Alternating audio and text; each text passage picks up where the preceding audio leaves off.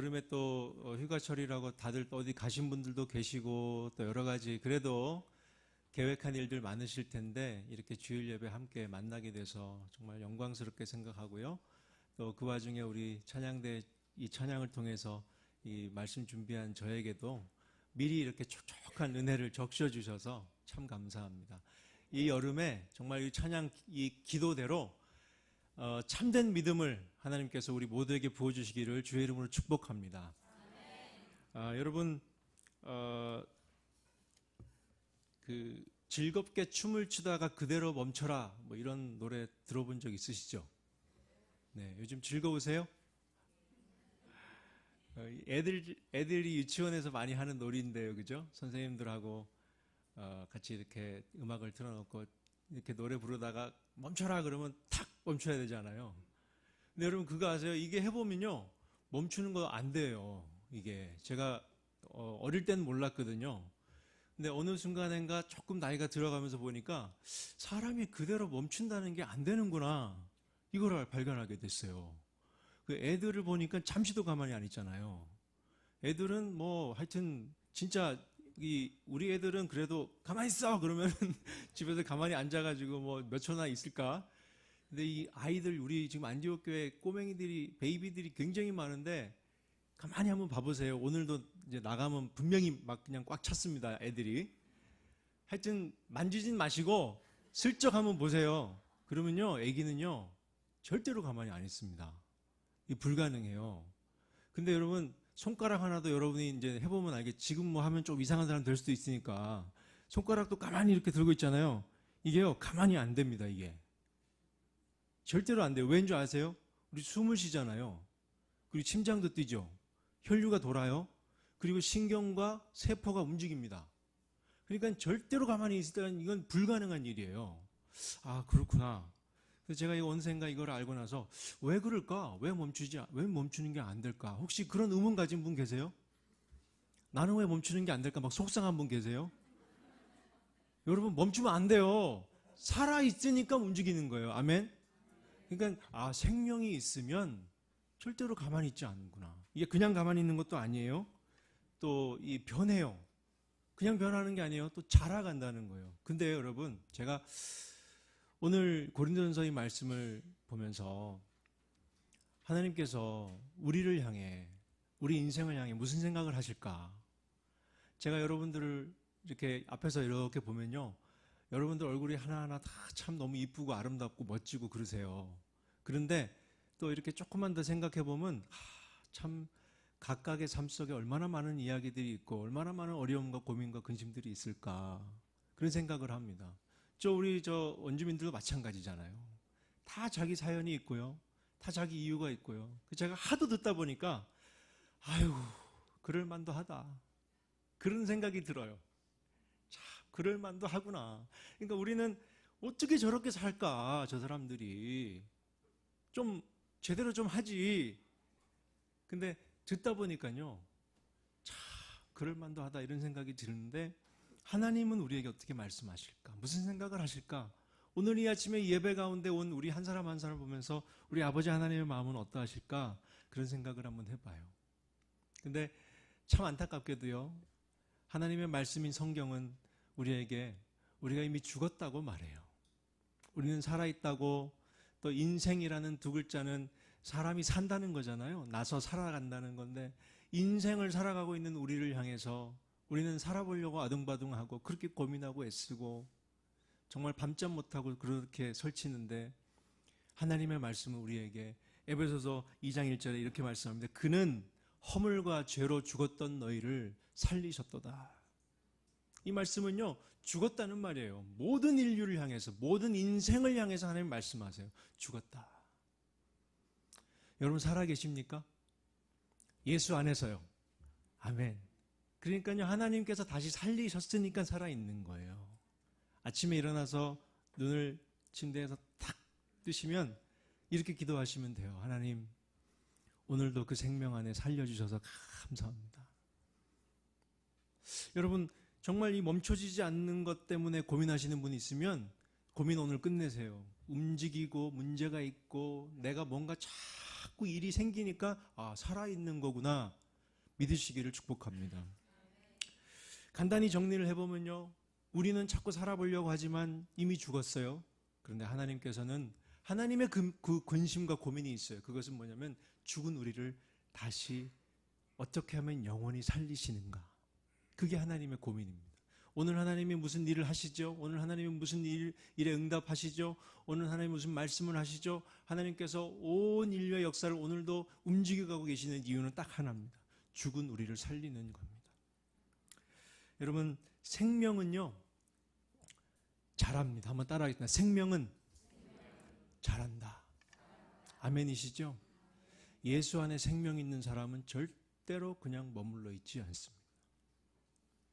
생명이 심겨져서 그 싹이 나고 거듭난 순간부터 영원토록 자랍니다. 아멘.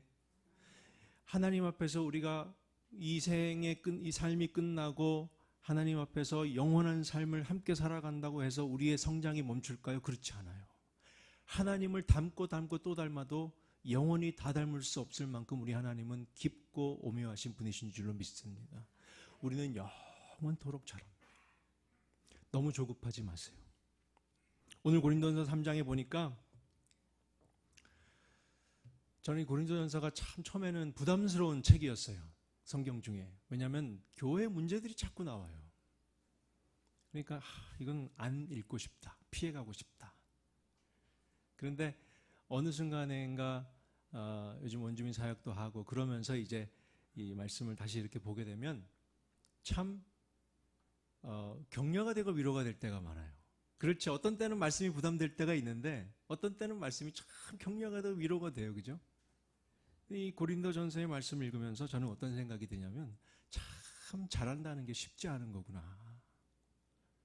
그러니까 잘하는 건데 살아있으면 잘하는 건데 잘하는 것 자체가 쉽지를 않구나. 그런 생각을 하게 돼요. 왜냐하니까 1절 말씀에 오늘 3장 1절에 이렇게 말씀합니다. 형제들아 내가 신령한 자들을 대함과 같이 너에게 말할 수 없어서 육신에 속한 자 곧 그리스도 안에서 어린 아이들을 대함과 같이 하노라.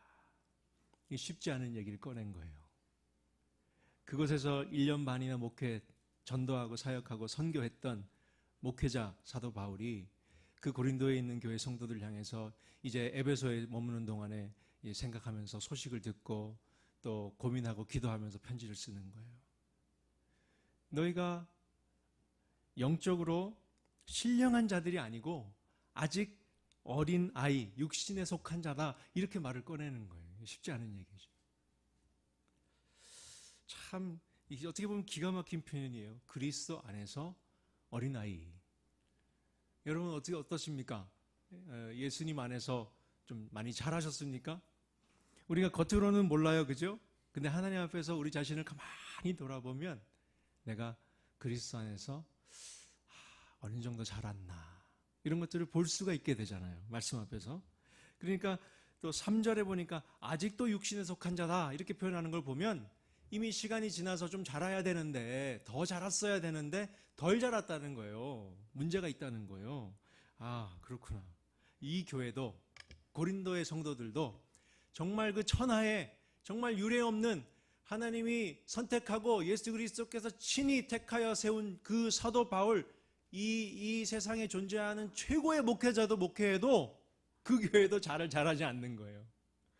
아멘이세요? 저는 이게 위로가 돼요. 참 이게 잘한다는 게 바울 사도가 그렇게 전해줬고 그렇게 섬겼고 그렇게 확실하게 가르쳐줬는데도 불구하고 이분들이 덜 잘하고 있구나. 그래서 걱정하고 있구나. 이런 것들을 보게 됩니다. 이 잘한다는 것도 가만히 생각해 보면 두 가지가 있어요.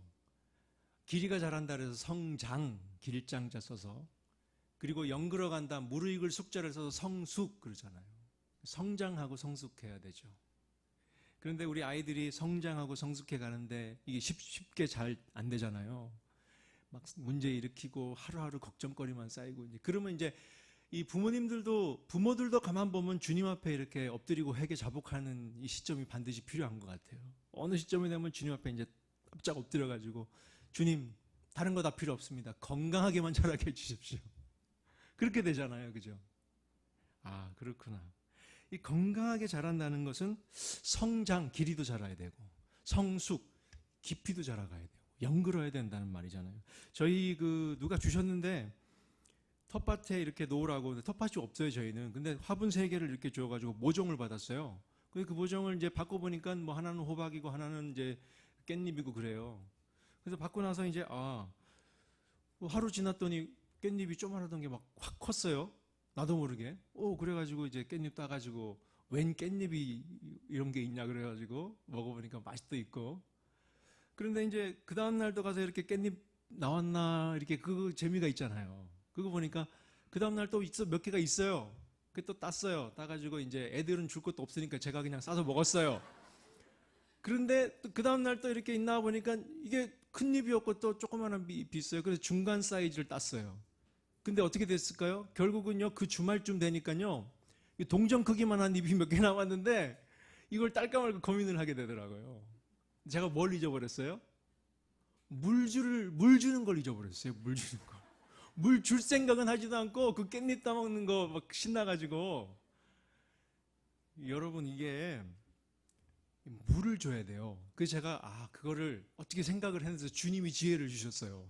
그래가지고 물을 갖다 주기 시작했는데 물을 주니까요.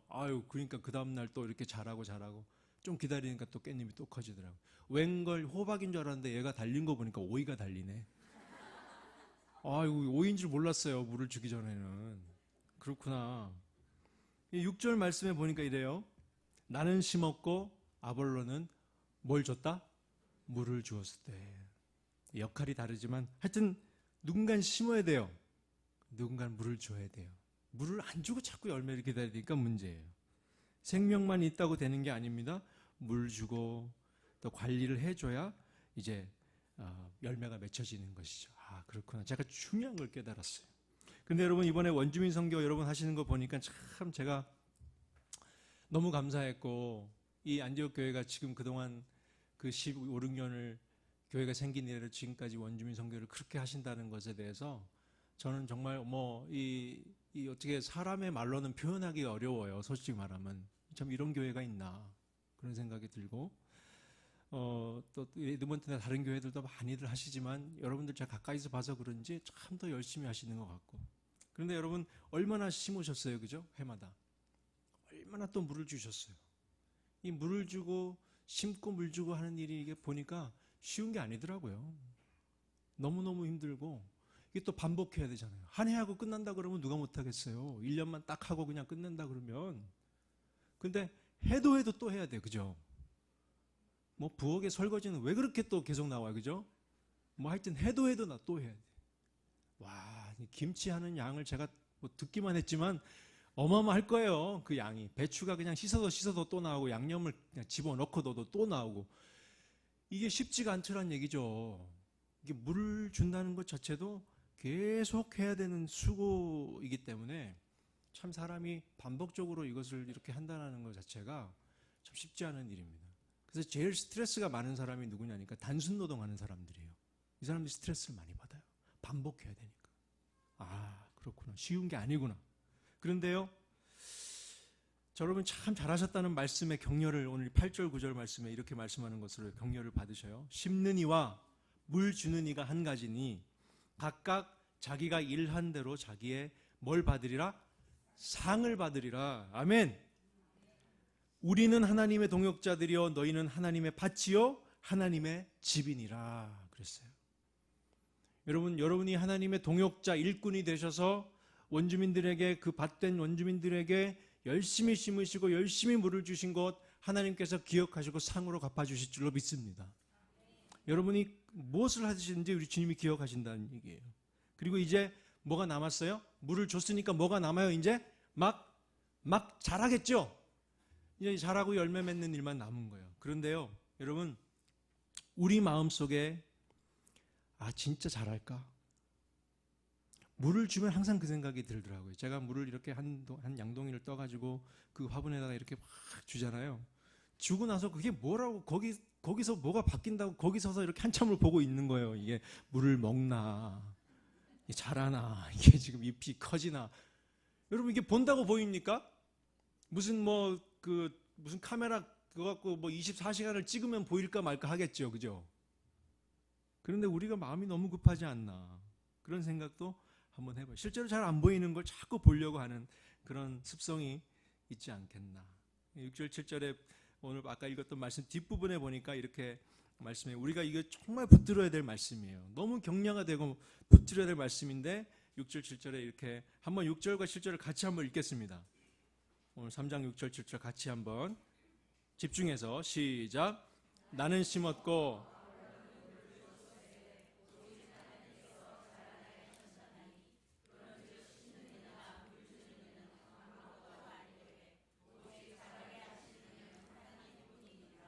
아멘, 아멘.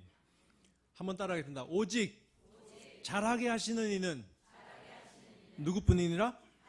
하나님뿐이니라. 여러분, 우리는 우리가 할 수 있는 일을 하고요, 하나님은 우리를 통해서 하나님의 일을 하시는 걸 줄 믿으시기 바랍니다. 이게 참 중요한 원리인데 제가 이것을 붙들지 않으면 너무 힘들고요, 이 말씀을 붙들면 그때 힘이 나고 위로가 돼요. 왜? 제가 잘하게 하는 게 아니에요. 제가 할 일은 그냥 물 주는 거예요. 그리고 기다려봐야 내 눈앞에서는 안 바뀌어요. 내가 안 볼 때, 내가 모를 때 오직 그 일을 하실 수 있는 하나님 한 분만 내가 이해할 수 없는 방법으로 하시는 거예요. 그죠? 이 말씀이 우리에게 주시는 하나님의 능력의 말씀인 줄로 믿습니다. 네가 하는 거 아니라는 거예요. 물 주고 심고 물 주고 기다리고, 그러면 하나님께서 자라게 하신다. 내가 무엇을 얼마나 했냐 이런 걸 자꾸 생각하면요, 그때 이제 지치는 거죠. 아, 내가 얼마나 잘하게 했지? 5cm 컸구나. 나의 역량은 5cm밖에 안 된 거구나. 열매가 10개 맺혔네. 아유, 내 그릇은 10개밖에 안 되는구나. 여러분, 이게 얼마나 비성경적인 생각입니까? 하나님 앞에서 정말 우리가 하나님이 사랑하시고 기뻐하시는 종의 모습으로 살아간다면, 하나님 오늘도 저 물 줬습니다. 잘했죠? 하나님 저 자랑스러우시죠? 이런 기회 주셔서 감사합니다. 열매는 하나님의 몫이니까 알아서 하세요. 아멘이세요? 여러분, 오늘 이 마음을 가지고 이 말씀 붙들고 이 여름을 지나시기를 축복합니다. 그러니까 하나님이 잘하게 하시는 거구나. 여러분, 무엇을 하셨든지 그것이 각자 역할이 있는 거잖아요. 어떤 분은 그래요.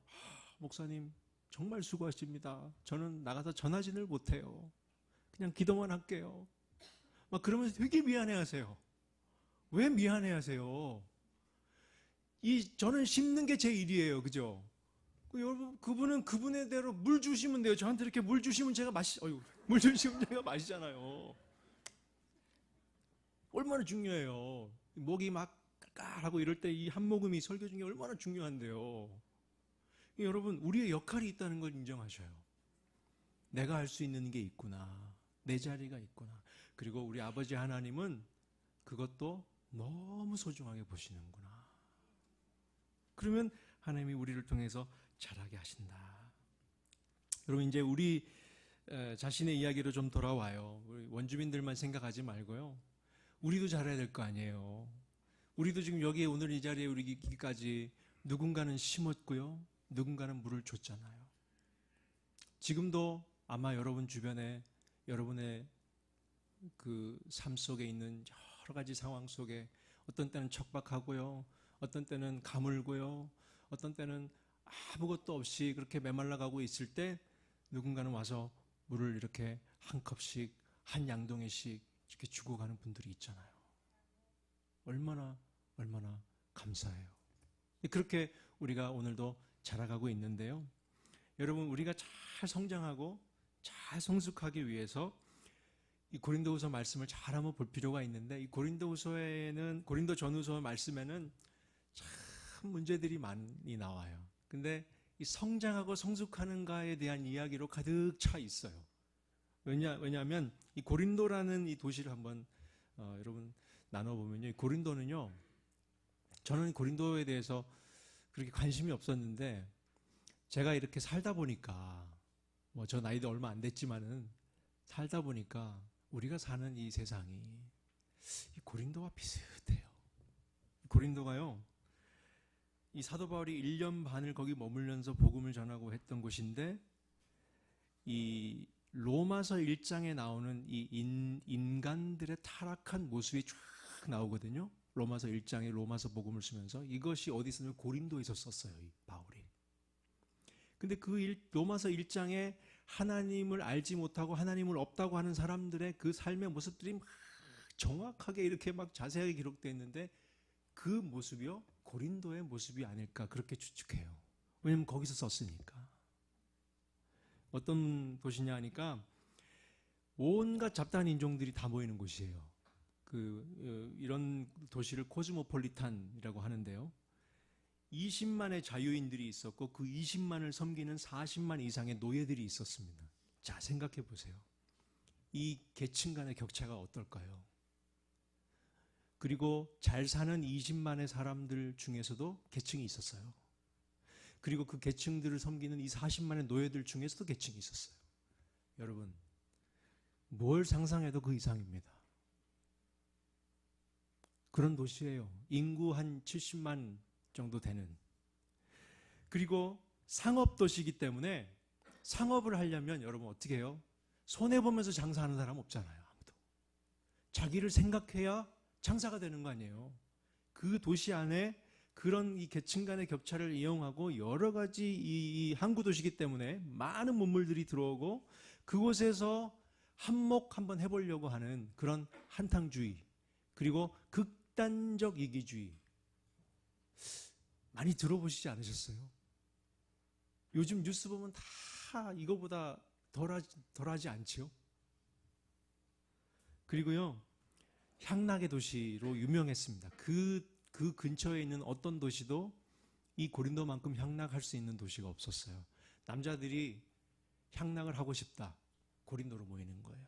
왜냐하니까 그 당시에 우상으로 섬기던 여신들 중에 제일 으뜸으로 뽑는 여신이 아프로디테라는 여신이 그 고린도에 있었어요. 그 고린도에 신전이 있었어요. 그 고린도의 그 신전이 얼마나 컸냐면 그 여신을 섬기는 여사제들이 1000여 명이 넘었어요. 그 1000여 명이 다 뭘 하냐면요, 매춘을 해요. 공적으로, 종교적으로 보호받으면서 매춘을 해요. 그러니까 여러분, 제가 사역하고 있는 그 지역도요, 뭐 이유에 어찌됐든 간에 이렇게 지나가면 매춘하는 여성들 너무나 많습니다. 저도 붙잡아요. 제가 이렇게 차를 끌고 뒤에서 주차장에서 물건 픽업하려고 나오려 그러면 저를 이렇게 막 불러요. 문을 딱, 제가 너무 이제 아픈 마음으로 문을 내리는데, 뭐 나 지금 뭐 필요하고, 뭐 나 너무 목마르고 좀 도와줄 수 없냐. 그게 시작이에요. 예, 제가 이거 알려드리면 안 되는 건가요? 그렇게 해서 그러면 제가 이제 타라고는 못하고, 여기 가면 우리 지금 식사 제공하니까 여기 들어가라고. 나 여기 목사야, 패스터라고 여기. 아, 그러면 미안하다 그래요. 우리가 사는 이 세상과 너무 비슷해요.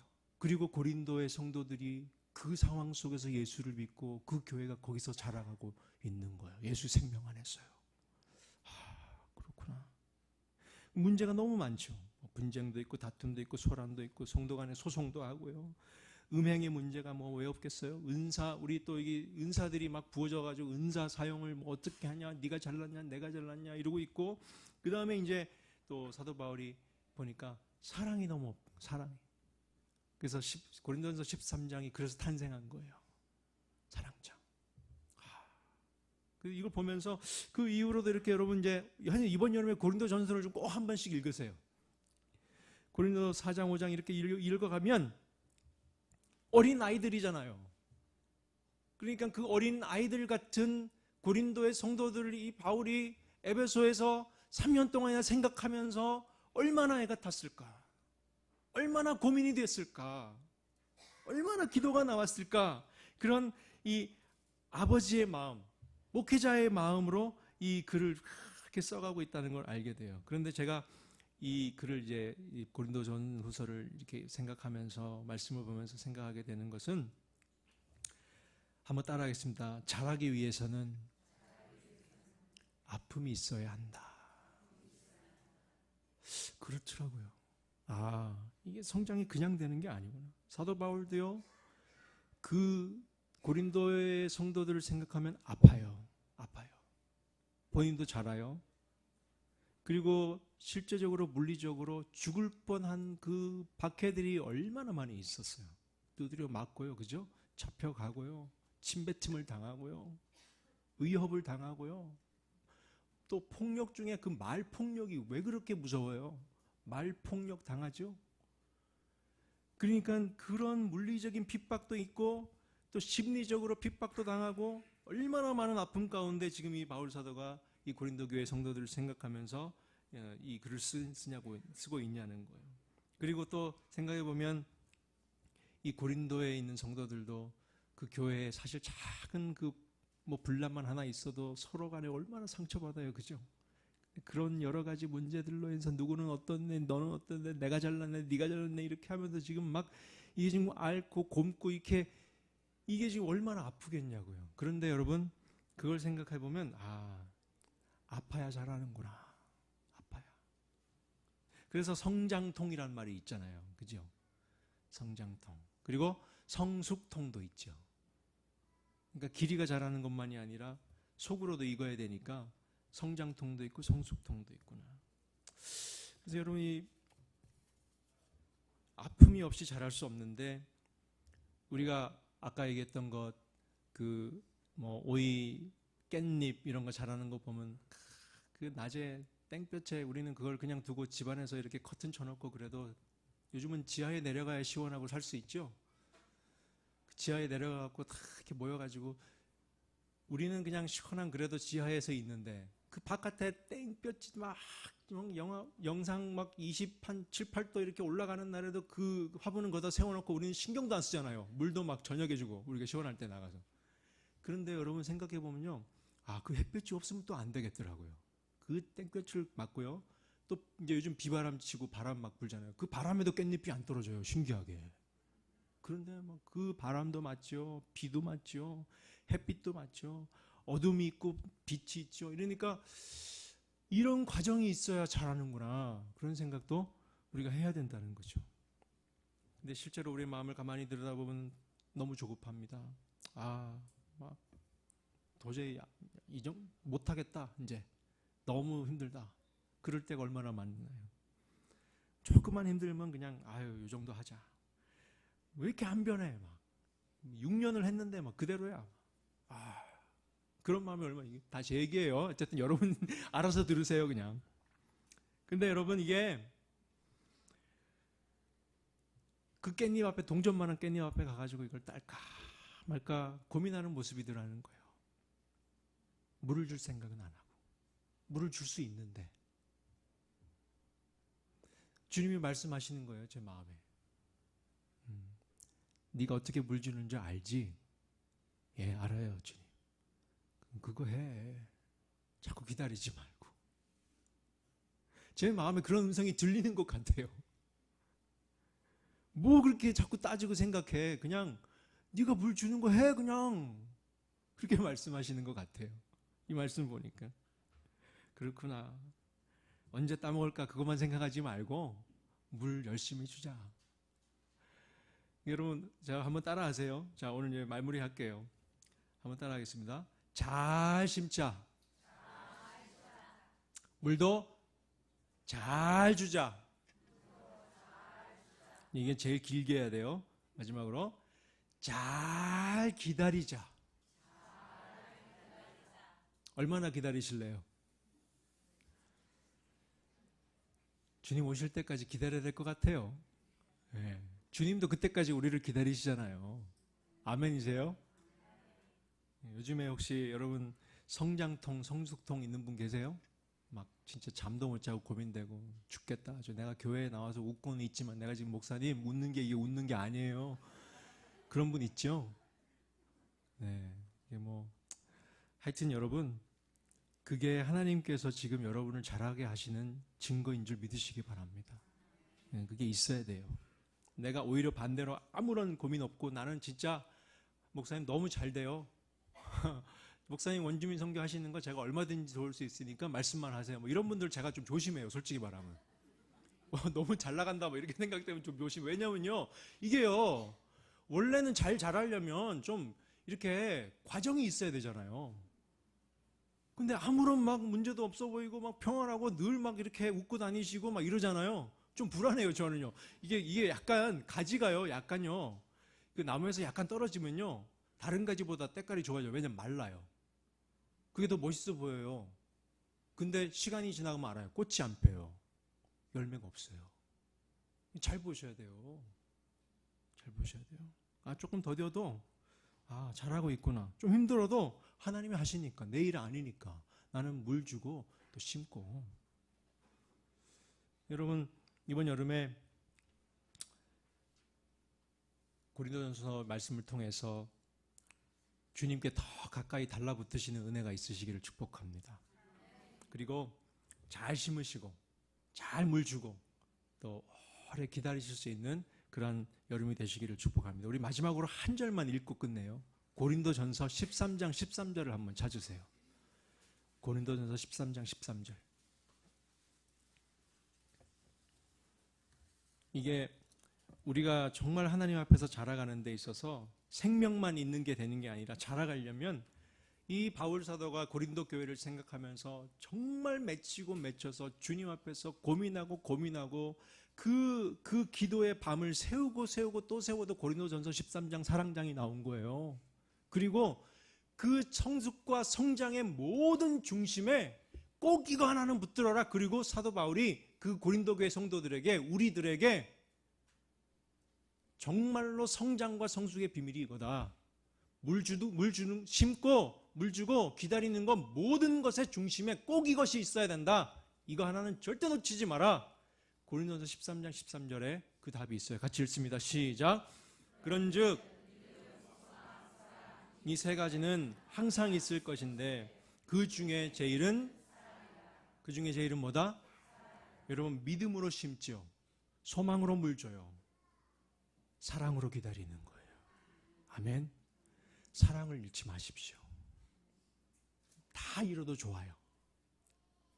바람에 다 날려가고 깻잎이 다 떨어지고 오이가 까치가 와서 다 먹어버리고 괜찮아요.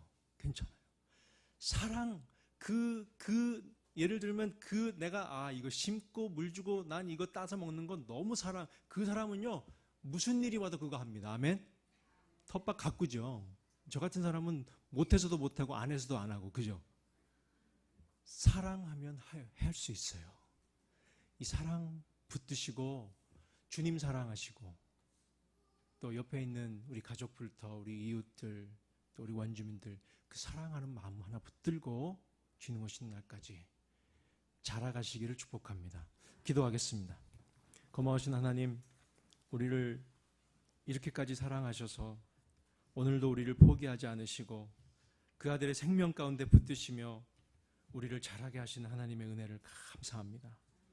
우리의 모든 삶이 하루하루 모든 문제와 어려움의 연속이지만, 그러나 하나님, 우리가 생명 안에 있고 또 물을 주고 가꿀 때 우리가 할 수 있는 일을 통해서 오직 하나님만이 하실 수 있는 그 성장의 성숙의 놀라운 역사를 이루어 가실 것을 믿습니다. 주여, 우리 안에 믿음도 잃지 않게 하시고 소망도 잃지 않게 하시고 무엇보다 사랑을 잃지 않도록 주여 우리를 깨워 주시옵소서. 여름 건강하게 지나게 하시고 우리 안디옥 교회를 통해서 이루고자 하시는 귀한 일들, 놀라운 열매들이 하나님이 케다나 땅의 온 세계 가운데 무럭무럭 맺혀지도록 인도하여 주시옵소서. 감사하고 예수님의 이름으로 기도하옵나이다. 아멘.